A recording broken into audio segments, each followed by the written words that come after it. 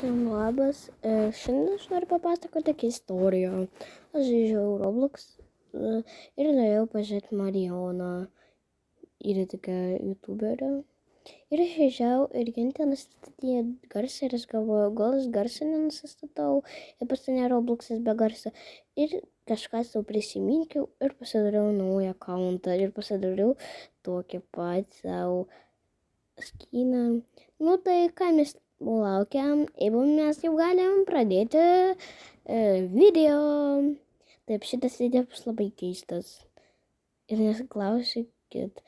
Tai ir mes šiandien žaisim žaidimą kažkokį, kur bus šrekas. Jeigu aš šreką pamatysiu, aš nežinau, kas man bus. Ir kažkoks veidas mane nužudė. Nieko aš nesupratau. Ir va. O čia gal kažkas yra. Išėjimas sako. Aha, išėjimas.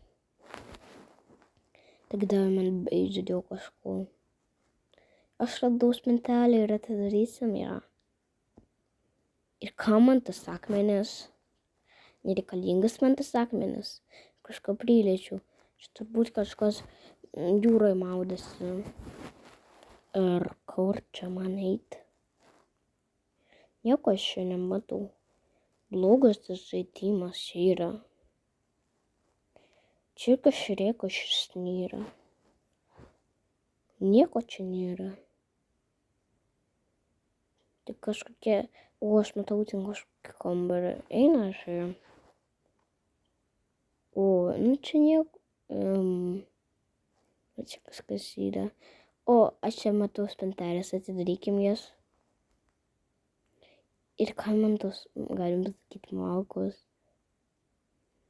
Ir ką čia šrekas? Alio, mane nori nužudyti šrekas. Šitas žaidimas turbūt žiauringai keistas, aš čia dabar paprastai muzikytę jungsiu jums. No, don't want it, won't happen. Hope is a rock star. No, don't want it, won't happen. Likey. Ir aš galvoju, jums patiko ta muzikytė. Ir visiems aš bėgiosiu su tais du šrekais. Ar ne tada. Ir mane užpuolė kažkoks devinas šrekas. Jie už manim bėgiojo.